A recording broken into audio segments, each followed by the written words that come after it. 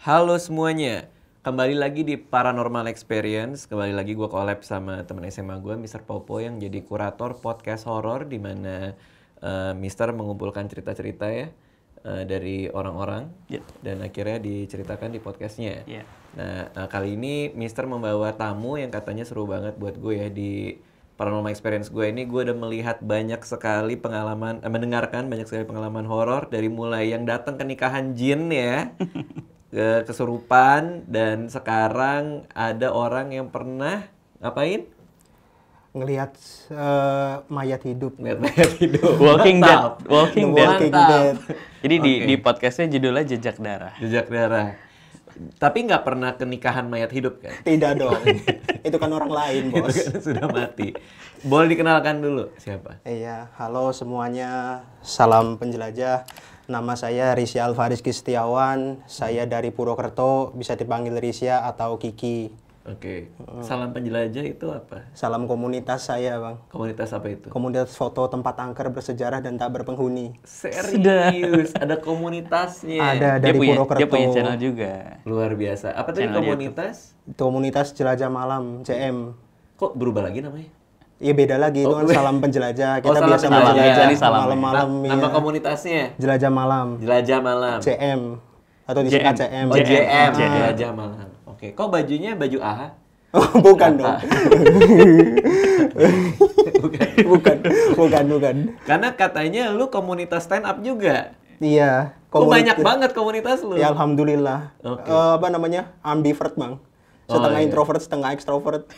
Dan lu juga kabarnya ketua komunitas musang. Wah, bukan dong. Gitu. Banyak aja. Oke, baiklah. Gua akan kasih waktu untuk lo ceritain ya pengalamannya. Tadi siapa namanya tadi? Risya. Kiki tadi panggilannya. Kiki ya, boleh. Ya, silakan Kiki, ceritakan. Iya, halo semuanya. Jadi ceritanya begini, Bang. Antara bulan September atau Oktober, yang pasti itu bulan Halloween gitu, tahun 2014. Waktu saya ini masih kelas 3 SMA. Oke.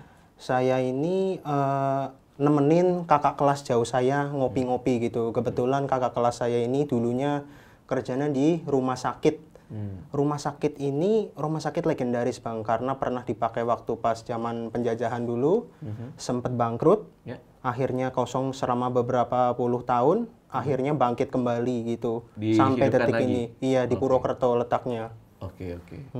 Kakak kelas lo itu bekerja di sana Sebagai perawat. sebagai pasien? Bukan dong. Bukan dong. Kalau pasien kerja ya. Oke. Dia berarti perempuan ya? Laki-laki. Oh, laki-laki Mas tapi Rutit perawat. namanya, perawat. Nah, terus gini apa namanya? Saya biasa nemenin ngopi gitu. Kan waktu itu masih zaman sekolah, bilang ayo temenin ngopi di rumah sakit gitu, di kantinnya gitu kan. Selama ngopi itu pindah-pindah, kadang kopinya dibawa di ruang penyimpanan darah, kadang di tempatnya kebetulan Mas Rutit ini kerja di ruang penyimpanan darah gitu. Nah, terus kadang ngopi di kantin, kadang ngopi di sedikit di halamannya, di tamannya gitu. Jadi pindah-pindah gitu kan. Sampai suatu hari malam Jumat itu hari Kamis, besoknya saya masih sekolah, jam 11 tuh ditelepon. Ki, tolong Ki, kesini sebentar bisa nggak? Biasanya kan nggak seminggu full saya ke situ, tiap malam nggak ke situ, cuman seminggu 2-3 kali lah. Soalnya kemarin udah kesini, masa besoknya kesini lagi kan ditelepon gitu kan, nggak enak aku. Itu ini si kakak kelas ini kenapa kok deket banget sama lu ya? Maksudnya kan kayak lu sering nemenin dia ngopi di berbagai macam tempat, terus sampai minta ditemenin malam-malam gitu. Karena gini, kita ngobrolinnya macem-macem, Bang. Oke. Dari dari ngodain suster sampai akhirnya kita itu sampai bercandaan bareng gitu. Dulu kan masih nontonin Suci gitu. Ya kita komentar ya Suci ya stand up. Oh ini komik ini bagus nih, materinya ini gitu. Oke. Jadi walaupun beda umurnya beda, Obrolannya tetap nyambung. Makanya dekat nih, sahabat nih ya. Berarti levelnya juga bukan cuma teman berarti. Bukan. Udah sahabat ya. Oke, terus. Nah, terus ayo Ki, sini Ki, temenin. Loh, anak apa sih Mas gitu? Maksudnya ada apa sih Mas gitu? Pokoknya penting Ki sekarang Ki. Nah, biasanya kalau udah kayak gini nih paling beda nih. Bukan Mas Rutit yang aku kenal, ya udah akhirnya aku kesana kan. Nah, di Purwokerto tuh tahun segitu, jam segitu masih sepi. Udah sepi jalan gitu. Udah tinggal beberapa motor doang, akhirnya meluncurlah ke sana. Nah, Mas Rudit ini ternyata udah nungguin di halte depan rumah sakit sambil nungguin motorku. Nyampe akhir aku sampai di halte, ayo Mas, lo deneng wis ngerti wis nang ngarep ngene gitu. Maksudnya, lo kok udah di depan sini gitu. Iya ki ngenteni nang ngarep dalan. Iya ki tak tungguin di depan jalan gitu kan. Ya kira langsung dari halte itu tak masuk ke rumah sakit. Dari masuk ke parkiran rumah sakit, Mas Ruditnya itu lari ke pos satpam, nemuin sebut saja namanya Pak Satpamnya ini Pak Dayat gitulah. Nah, bukan nama sebenarnya. Pak Dayat, Mas Rudit, saya langsung ke ruangan rumah sakitnya itu. Lah, untuk menuju ruang darah ini itu harus melalui ruangan administrasi, lorong-lorong ke bangsal-bangsal sampai barulah ke ada persimpangan gitu. Satunya ke kamar mayat, satunya lagi ke ruangan penyimpanan darah. Waktu pas kita sampai administrasi aman lah, cuman gelap, sepi gitu. Sampai lorong-lorong aman. Lah barulah sampai di bangsal-bangsal ini. Bangsal-bangsal tuh tidak semuanya terbuka. Sebagian besar terkunci. Kalau yang terbuka biasanya ada pasiennya gitu kan, beberapa terkunci. Nah, waktu pas Mas Rudit ngecek pertama, itu masih aman-aman aja. Nggak ada apa-apa. Cuman pas kita bertiga ngecek, kok tiba-tiba ada kursi roda sama ranjang yang malang jalan gitu, nutupin jalan. Ke arah? Ke arah ke itu persimpangannya, iya, ke persimpangannya gitu. Nah, kita kan bingung gitu loh. Loh ini kan beberapa ranjang sama kursi roda harusnya di sini. Kenapa malah ada di luar menghalangi jalan kita gitu. Akhirnya kita tepiin dulu, langsunglah kita mulai dari situ kita lari ke persimpangannya. Hati udah mulai deg-degan, udah mulai ada apa ini kok bisa kayak gini. Sampailah kita di persimpangan dan Mas Rudit menunjuk ke suatu lantainya itu, ke sepanjang lantainya. Ini Ki, aku lihat ini. Ternyata di situ udah ada bercak-bercak darah, jejak kaki dari ruang darah menuju ke kamar mayatnya. Oke, berarti si Mas Rudit ini udah melihat ada jejak darah sebelum manggil sebelum manggil saya. Oke. Terus dia manggil lu, si Mas Dayat juga bersama kalian. Iya. Berarti ini bertiga ya? Bertiga. Mas Dayat bukan nama sebenarnya? Bukan nama sebenarnya. Nama sebenarnya adalah? Ya rahasia. Kenapa jadi diomongin? Oke, berarti ini bertiga. Si Mas Dayat nggak tahu? Mas Dayat nggak tahu. Diajak pun karena paling berani dia. Nah, Pak Dayat lebih tepatnya. Pak Dayat. Nah, kenapa berarti ada yang menghalangi jalan di bangsal itu siapa yang naruh? Si Mas Rudit atau dia juga nggak tahu kok tiba-tiba dihalangi? Sama-sama nggak tahu kita. Dia pun, Mas Rudit pun bingung. Ini kasur, ini amben gitu ya, ini ranjang pasien rumah sakitnya sama kursi rodanya ini harusnya di dalam semua. Nggak ngapain ini nutupin, ya nggak mungkin di lorong. Berarti ketika dia ngelihat jejak darah dan dia keluar, itu belum ada dong? Si yang menghalangi. Belum ada, kosong iya Bang. Udah, terus ditunjuk nih, ini jejak darah, ini yang saya tadi lihat. Iya. Terus apa yang terjadi? Nah, terus kita bertiga ke ruangan darahnya. Semua takut kan? Dia bilang, aduh ya, buka kok ya, buka apa enggak ya, gitu artinya. Udahlah, buka, bismillah. Lah, kita bertiga udah mikir kemungkinan terburuknya. Ini bukan maling ini. Maling nggak mungkin kayak gini. Orang jejak kakinya ada jari-jarinya kok. Mana ada maling nyeker, gitu kan. Nah, akhirnya dibuka lama Pak Dayat, bismillahirrahmanirrahim. Nah, dari di situ, di lemari darahnya, udah ada tempelan tangan merah. Terus juga ada di mejanya itu, di meja darahnya itu, udah ada satu kantong darah yang ada bekas gigitan manusianya, sobek. Digigit? Iya. Udah gigitan sobek gitu, sama di mejanya udah ada bercak-bercak gitu, berantakan gitu bercak-bercaknya. Lah Mas Rudit langsung nyebut gitu, astagfirullahaladzim, ya Allah, apa ini? Lah Pak Satpamnya bilang, nggak mungkin ini, nggak mungkin. Coba cek di bagian mananya, siapa tahu ada maling. Di atap, mulus. Di bagian-bagian yang lain juga nggak ada tanda-tanda mencurigakan, nggak ada yang bekas dibobol atau apa. Terus kenapa jejak langkahnya itu nggak ditelusuri? Setelah itu, kita bertiga menelusurin. Mau nggak mau, yuk kita telusurin. Nah, saat kita mau menelusuri itu, ada satu orang lagi temannya Mas Rudit. Nyamperin gitu kan, wih, apa-apaan nih Dit? Kamu kerja yang bener dong. Saya juga udah kerja yang bener gitu loh. Cuman saya juga nggak tahu ini yang ngelakuin siapa. Udahlah, daripada marah-marah di sini, Pak Dayat bilang, udah daripada marah-marah di sini, mending yuk temenin kita. Kita cari tahu siapa yang buat bikin ini gitu. Akhirnya kita menelusuri lorong-lorong tersebut, lorong persimpangan itu menuju ke kamar mayat. Di kamar mayat pun di gagang pintunya sama ada tetesan darah masih menetes gitu.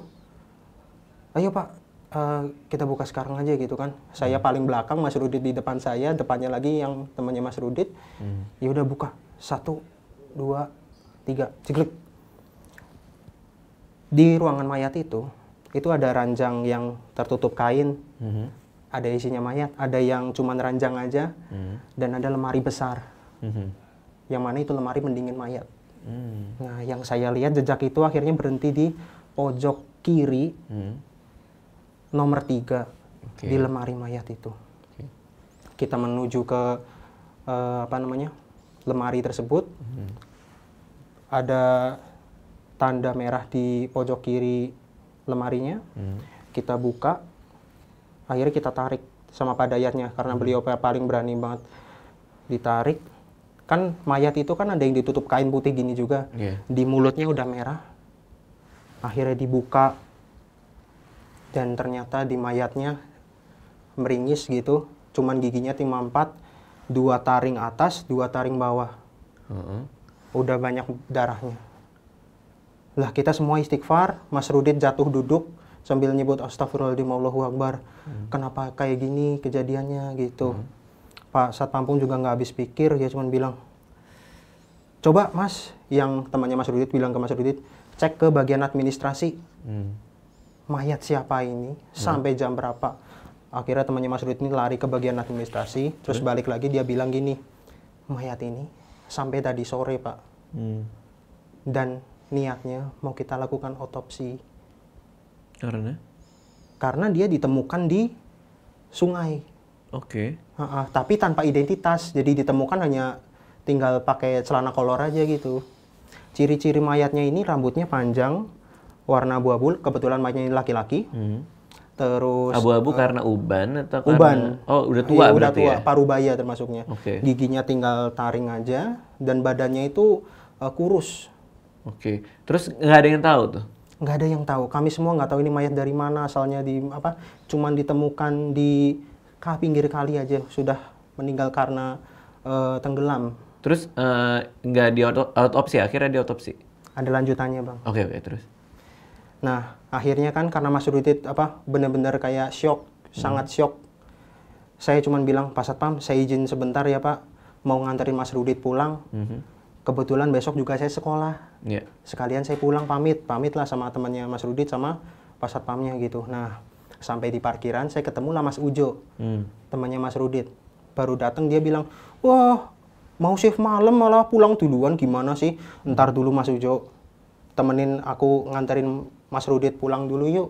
Nanti aku ceritain dari pas perjalanan pulang nganter Mas Rudit sampai ke rumah sakit. Kita ini langsung nganter lah Mas Rudit.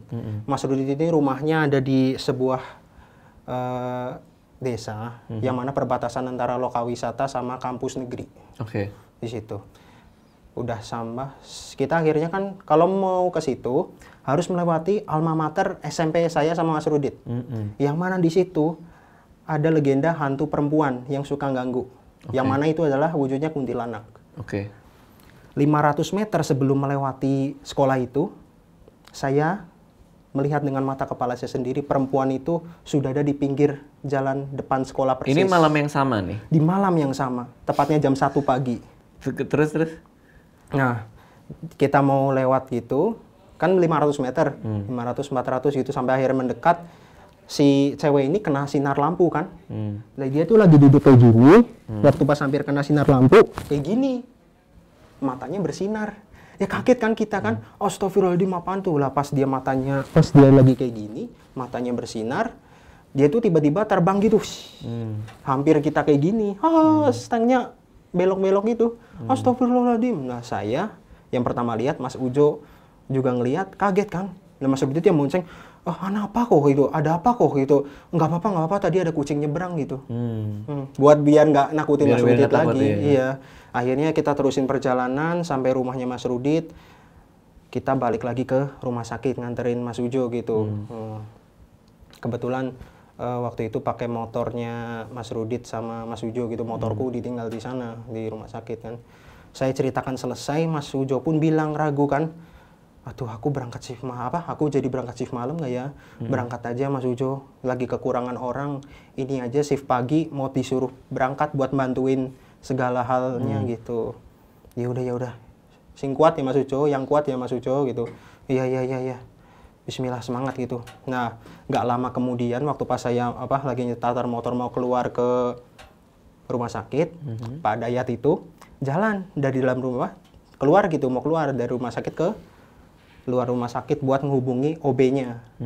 Namanya Pak Otong OB-nya. Oke. Nah, Pak Otong kebetulan lagi ronda, habis ronda gitu, lagi duduk di pos ronda. Pak Otong mau minta tolong nih, tolong pelin ruangan persimpangan antara ruangan darah sama kamar mayat. Lah besok pagi aja bisa, besok pagi aja bisa gitu kan. Nggak bisa Pak Otong, harus sekarang. Mau Pak Otong mau dibayar berapa, mau ngerokok apa, saya beliin deh hari ini juga. Saya yang bayar gitu. Ya udah, sekarang banget ya. Ya oke, Pak Otong ganti baju, habis itu berangkatlah ke rumah sakit. Pak Otong pertama ngelihat noda itu sama-sama kaget. Selama ngepel dia tuh pucat sampai keringet dingin sepanjang ngepel. Walhasil kain pel yang putih, air pel yang yang tadinya bening akhirnya juga ikut merah.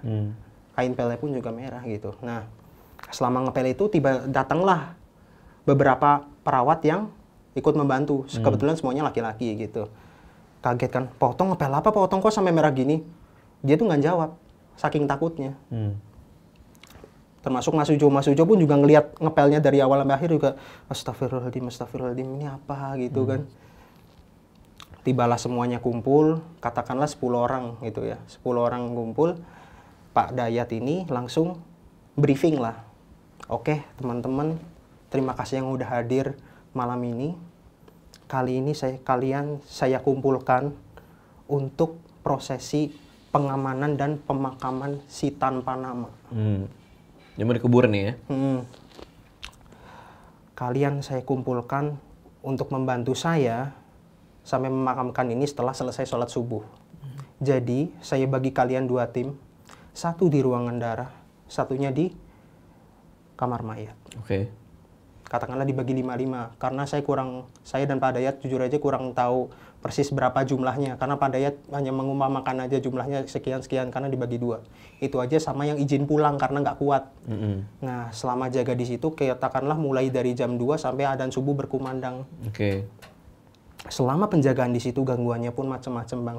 Mulai dari yang di ruangan darah dulu deh. Nah, di ruangan darah itu ada yang di dalam, ada yang di luar. Selama ada yang di dalam dan di luar itu, pintu ngetuk sendiri.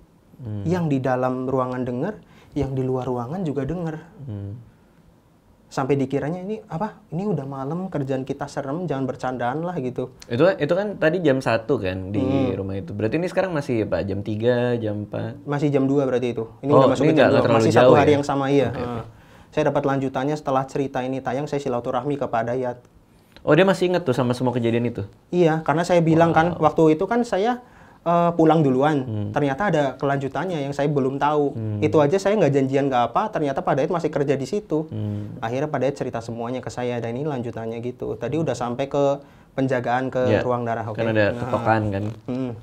Ada yang ngetok, ada yang bau, pokoknya selama itu, pas ada yang ngetok, ada yang itu, selama jaga di ruang darah, bau anyirnya tuh kayak darah tumpah atau apa masih kerasa banget. Nggak hilang-hilang. Lah, lalu makin bertanya-tanya kan, sebenarnya ini ada kejadian apa sih? Tadi kita semua ngeliat Pak Otong ngepel warnanya merah kan? Habis ada apa sih gitu? Nah, mereka masih bertanya-tanya, penjagaan masih berlanjut lah. Ada yang masuk, ada yang keluar ruangan gitu. Jadi 2 orang ini saling masuk, ada yang keluar, jadi saling gantian. Nungguin adzan subuh. Berlanjutlah kita ke ruangan mayat. Ini gangguan yang sulit dipercaya. Gimana? Jadi gini, di ruangan mayat sama, ada yang di luar, ada yang di dalam. Sama juga, ada yang ngetok. Dari luar dengar, dari dalam dengar. Kayak aja kelewean lah gitu. Artinya, jangan bercandaan lah. Ini lagi serem-seremnya nih, ada yang ngetok mana malam Jumat lagi gitu. siapa yang ngetuk? Nggak ada yang ngetuk gitu. Nggak lama kemudian tercium lagi aroma anyir darahnya. Wah, kok bau darah gitu kan. Yang di dalam akhirnya ketok-ketok cepet. Buka. Ada apa sih gitu? Itu dari ruangan lemari mayat ada suara. Suaranya kayak gini. Kayak gitu. Masak. Akhirnya masuk semua kan yang di luar, 2 orang itu.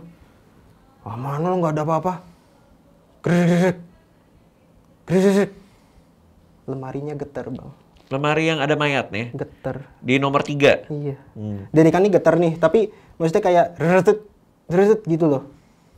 Ini menyaksikan berapa orang? 4 orang itu. Nah, terus kan bingung kan, dia mana yang getar? Coba itu yang kita buka semuanya kan.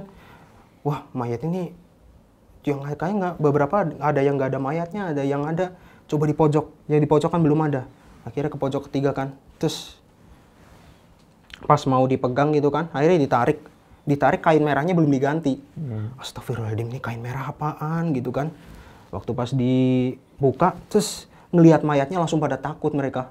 Dari 4 orang ini, 2 milih pulang. Sama reaksinya sama ya, 2 yang milih pulang ini jatuh terduduk sambil nyebut gitu. Astagfirullahaladzim, Allahu Akbar. Jadi kita disuruh berangkat gara-gara ini. Enggak, pulang gitu. Dari yang tadinya 5, tinggal 7.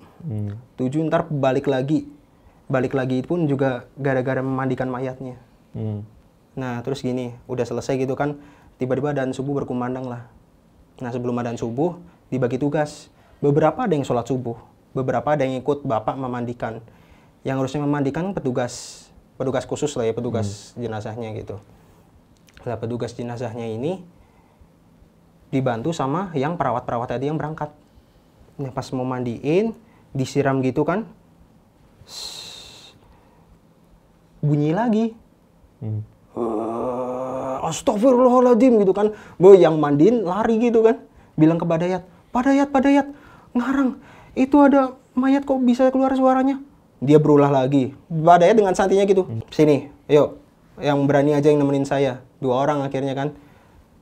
Dimandiin, dibersihkan gitu dari darah dan apanya gitu kan.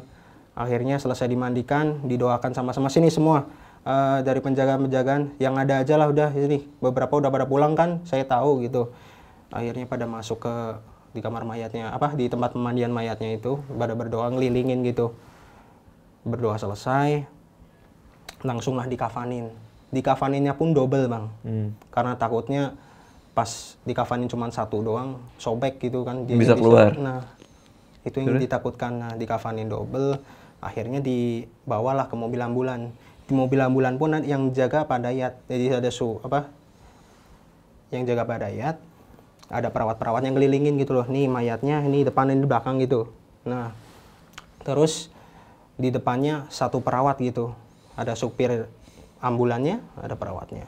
Sisa berarti dari 10 itu tinggal 5 orang yang terberani. Yang cuman kaget-kaget doang. Jenazah ini dimakamkan di samping rumah sakit. Kebetulan di rumah sakit ini kompleks Belanda. Jadi bangunan-bangunan Belandanya, sejarah Belandanya kental banget. Sebelah rumah sakitnya ini makam warga sebenarnya, tapi masih ada titik sejarah Belanda, peninggalan kolonialnya gitu. Dimakamkan di situ, di dekat pohon besar. Dan bahkan nutupin, kan kalau makamin secara Islam ada kayu-kayunya buat nutupin. Ini potongan kayunya lebih tebel.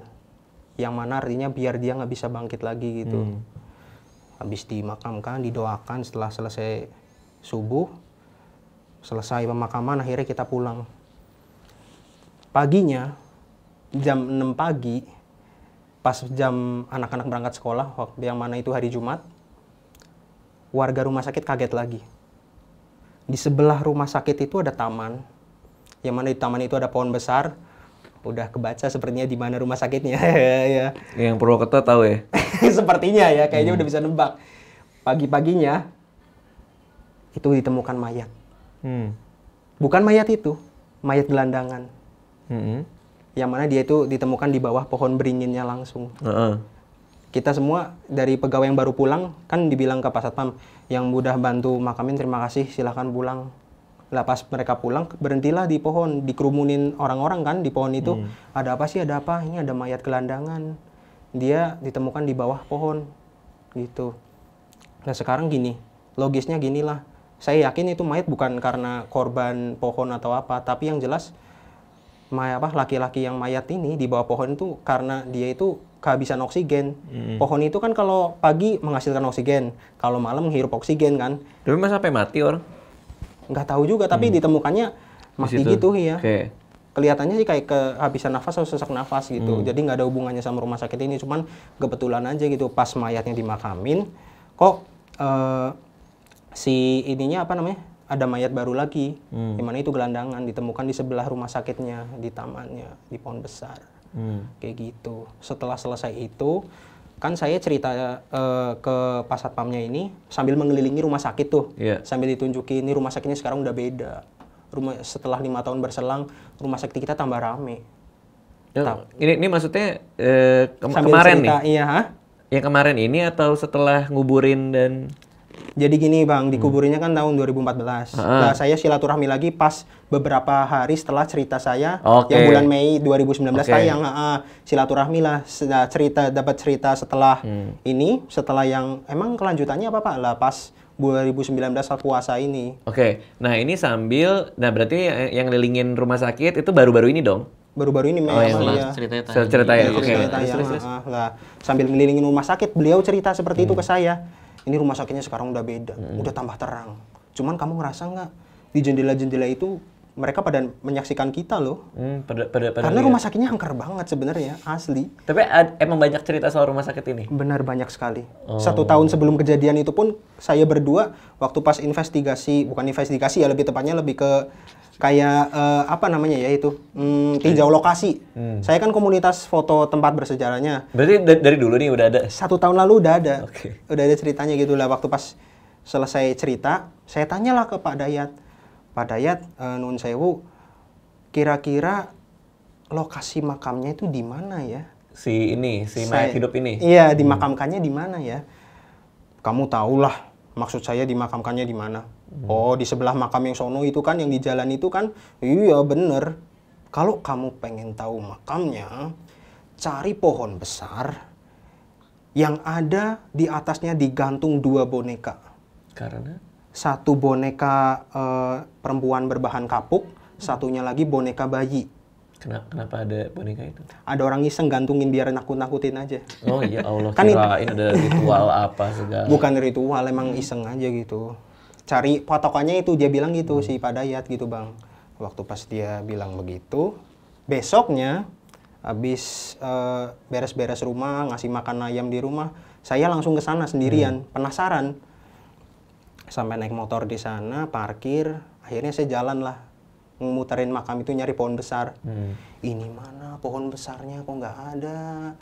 Oh iya, dicari bonekanya dulu aja yang gampang. Terus ketemulah bonekanya. Bonekanya itu ngadep membelakangi saya gitu kan. Oh iya, ini beneran boneka bayi, ini boneka perempuan yang bahannya kapuk. Tapi serem juga ya, kira-kira udah berapa tahun ya bonekanya ini ngegantung gitu, sambil batin gitu ngomong gitu. Tiba-tiba dong, salah satu boneka bayinya itu ngebalik ke arah saya sambil ketawa, ada suara ketawa bayi. Habis itu saya kan mundur tanda-tanda takut, mundur, dek, tumit saya nyenggol Nissan. Nissan tanpa nama, yang mana batu nisannya udah pecah. Bawahnya di nisannya itu ada tanah retak gitu. Nggak lama kemudian, pas saya balik belakang, ngeliatin tanah, ngeliatin nisannya, oh ini ya makamnya gitu. Dari situ keluar asap. Yang bener dong. Serius dong. Di kuburan itu keluar asap. Di makam itu satu-satunya. Saya langsung jatuh duduk, Allahu Akbar ya Allah, ini beneran gitu. Langsung tampar-tampar, asapnya masih keluar gitu. Itu di foto nggak apa di video? Nggak sempet, udah kaget duluan. Udah tahu makamnya di situ, udah kaget, udah takut, langsung lari saya, cabut gitu. Mulai dari situlah saya langsung berpikir, ternyata ini cerita yang benar-benar luar biasa dan saya sendiri melihatnya, meskipun saya dapat cerita sambungannya dari beliau Orang Bapak lain. Dayat. Oke. Dan Bang, terakhir Hmm. sampai-sampai polisi yang ngantar mayatnya ke rumah sakit ini harusnya sebenarnya mungkin mayatnya diantarkan di rumah sakit yang lebih dekat. Cuman mungkin karena para keamanannya ini berpikir, oh udahlah antar di rumah sakit baru aja. Mungkin mereka juga kurang informasi jadi Mungkin mereka kurang mayat. iya, Kan masih baru, iya, ya kan? rumah sakit baru, iya benar. Iya, butuh mayat mungkin lah. butuh ya disimpan gitu kan. Nah akhirnya Pak polisi ini mengantarkan ke rumah sakit yang saya sebutkan tadi. Pak polisi ya nge-DM ke saya. Ini Mas Risya yang punya cerita jejak darah. Saya kan kaget. Di DM polisi nih. Ini benar Mas Risya yang jejak darah gitu. Iya Pak, benar. Ada apa ya Pak? Saya Pak ini, nah saya lupa namanya. Kebetulan DM-nya udah saya hapus karena saya Takut. kalau inget itu udah kebayang-kebayang yang nggak jelas, sudah susah tidur. Mudah-mudahan malam ini bisa tidur lah. Iya. Saya Pak ini, saya kebetulan adalah orang yang mengantarkan mayat tersebut ke rumah sakit yang Mas ceritakan. Oh, begitu Pak? Iya. Gimana Pak? Saya pancing. Gimana Pak selama mengantarkan mayat itu? Akhirnya dia bercerita. Jadi setelah mayat itu dibantu sama warga masuk ke mobil mayatnya, kita jalanlah polisi ini. Jalan aman, mulus, nggak bolong-bolong. Tiba-tiba sampai di dekat jembatan itu, mobil polisinya ini berhenti. Dari yang cepet pelan sampai akhirnya berhenti. Langsunglah turun satu, ngecek depan belakang. Supir kan, bannya aman kok gitu. Masa sih? Kok aku ngerasa berat aja ini buat dia nyalain nggak bisa. Ya udah cek mesin. Bannya kali ya, coba bannya. Bannya aman kok. Lah waktu pas bilang bannya aman kok, mobilnya getar. Gedidik. Astagfirullahaladzim. Kamu kok jangan mainan mobil lah, jangan diketer-keterin gini, jangan bikin takut aja. Waktu itu kan masih sandekala gitu, masih sore-sore gitu kan, hampir mau maghrib gitu. Enggak, aku nggak ngeterin mobilnya kok. Gledek. Loh, ini apa? Nggak tahu. Akhirnya kan waktu pas ke belakang ngelihat getar tuh. Gledek. Apa dari dalam ya? Akhirnya pas dibuka, set. Gledek. Apa? Mayatnya. Yang bener. Pak polisinya cerita gitu. Ini mayat apa sih sampai sekarang nggak ada yang tahu tuh? Sampai sekarang nggak tahu, tapi kalau saya menyimpulkannya kayaknya si mayit ini kayaknya dulu belajar ilmu hitam. Oh iya. Kayaknya. Gue juga sih. Terus Sampai akhirnya mereka kan ketakutan udah langsung, nih mau nganterin rumah sakit mana, cepetan kita harus anterin mayat ini. Yuk rumah sakit itu aja. Yaudah yuk sekarang, ngebut lah mereka. Tiba-tiba mobil udah bisa berjalan, bismillahirrahmanirrahim, langsung ke rumah sakit itu belaju.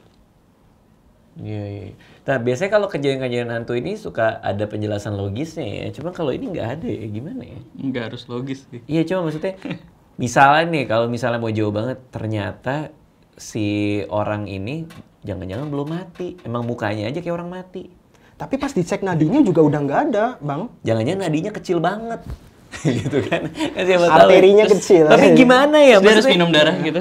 gimana ya menjelaskan ya, susah juga ya. Secara yang lihat juga banyak banget ya. Iya. Dan masih inget dan lagi. pokoknya gini, setelah kami semua ini mengalami, Pak Dayat pun bilang dan berpesan, siapapun kalian, jangan pernah sebarkan cerita ini. Ini cerita rahasia. Dan saya lihat kalian tidak ada yang berani mendokumentasikan, bukan? Di foto, di video nggak ada yang berani. Dan ternyata dulu itu CCTV-nya nggak merata. Nggak kayak sekarang tiap ruangan ada CCTV, nggak. Dulu itu CCTV-nya ada di beberapa titik aja gitu, Bang. Di WC. Jadi, Oh, nggak juga dong. Sekarang disebarin ke seluruh Indonesia. Aduh. Gimana? Kenapa nggak boleh? Kan nggak apa-apa dong cerita. Jadi gini Bang, takutnya nanti menjelek-jelekan pihak tersebut. Pihak apa? Pihak yang rumah meninggal. sakit. Pihak yang meninggal kan nggak tahu identitasnya. Kan bukan salah rumah sakit juga. Iya. Memang bukan salah rumah sakit juga, tapi kan kita semua akhirnya berhasil mengkeep cerita ini. Cuman sayanya yang ember nyebarin. Ya. Cuman kan gini, di balik cerita ini ada pesan yang saya sampaikan. Jadi buat para warganet ya, buat para Netizen, penonton netizen. setia Bang Radit dan Kampung Sukawedinya podcast Do You See What I See, jangan sekali-sekali bersekutu dengan setan ya. Musyrik. Jadi pesannya adalah jangan bersekutu dengan setan. Tapi tebaklah rumah sakit itu, tinggalkan di komen dan email pengelolanya bahwa Jangan dong, bos. Aduh, buset. jangan ya. Kita kan Jangan kita kan nggak ngasih tahu namanya kan. Iya. Bisa Bahkan apa di aja. cerita sebenarnya beberapa ada yang berhasil nebak, tapi ya saya nggak mau mengakui lah. Lagi pula gini, kalaupun kalian berhasil nebak, kalian mau ngapain di sana? Mau ikut-ikutan dirawat? Iya. Mau mempergunakan BPJS kalian gitu? Kan enggak dong. Iya. Oh berarti bisa terima BPJS ya rumah Terima, sakit. JKN KIS juga terima. Luar biasa. Pokoknya kalau dari gue ya, gue sih ngerasa kalau yang ngelihat udah sebanyak itu dan apalagi semenjak terakhir itu ada asap dan lain-lain, mungkin memang benar ini ilmu hitam kali ya. Iya. Zombie itu mungkin. ilmu hitam Mungkin atau Nggak virus? tahu deh. rawa rontek kalau saya bisa bilang, Bang. Siapa? Kajian rawa rontek si mayatnya. Rawa rontek mana? Ilmu hitam. Ilmu hitam rawa rontek. Jadi nanti si pengguna ilmu ini nanti bakal abadi. Cuman kalau memang takdir udah berkata waktunya kamu meninggal, dia meninggal dan nanti akan jadi jenglot. Berarti itu nggak abadi dong. Iya, karena takdir punya Allah. Oke. Pokoknya Mungkin dari abadinya dia kebal senjata, mungkin kena senjata apa, nggak mempan gitu mungkin. Memang itu kan nggak abadi, sekali ini takdir milik Allah. Jadi kalau memang dia udah mati ya udah. Tapi ya itu, matinya nanggung. Dibilang mati enggak, hidup enggak gitu. Ada isinya juga. Ada isinya juga. Bukan orang lagi isinya. dan dia nyari darah lagi. Ya. Dan kalau saya bilang itu bukan pengaruh dari rumah sakit, energi negatif dari rumah sakitnya karena dulu rumah sakitnya angker banget, tapi memang gara-gara si mayatnya sendiri faktornya gitu. Iya. Ya, kan semua rumah sakit punya cerita kan. pasti. Semua Ada rumah gitu sakit ya. punya cerita pasti. Ya. Terus yang gue tertarik sama komunitas foto lo itu pernah menemukan sesuatu nggak? Banyak, Oh ya? banyak. Apa bentuknya apa? Ada satu bangunan yang sekarang udah jadi restoran Korea, tapi restoran Koreanya pun sekarang bangkrut. Jadi waktu itu kan kita lagi edisi Valentine atau Valentine Han gitu ya. Tapi nyari hantu. Valentine kita berburu foto. Iya. Dari Purwokerto Barat Selatan, Purwokerto Utara Timur. Sepanjang itu selama 2 hari, tanggal 14-15 Februari kita hunting gitulah. Iya. Sampailah di suatu jalan yang sangat legendaris, jalan di mana rumah sakit ini berada juga. Iya. Tempat saya sering sepedaan pulang pergi, kalau pulang malam juga lewat situ. Berhentilah di sebuah rumah.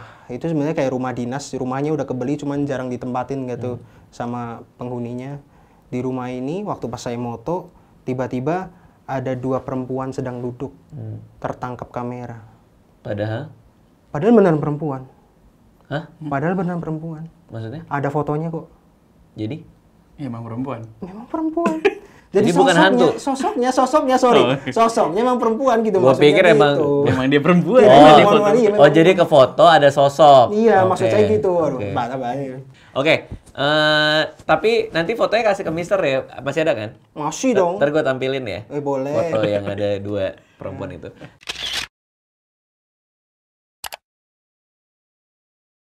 Oke, makasih Kiki, terima kasih udah datang Iya, share makasih Bang ceritanya. Radit. Salam kenal juga, Bang. Iya, makasih juga buat Mister, narasumbernya udah dibawa dan kita berdoa ya, moga-moga Kiki nggak dituntut sama rumah sakitnya ya. Terima kasih. Ya, amin, amin. Terima kasih sudah menonton video ini. Jangan lupa subscribe untuk menunjukkan dukungan kamu kepada channel gue.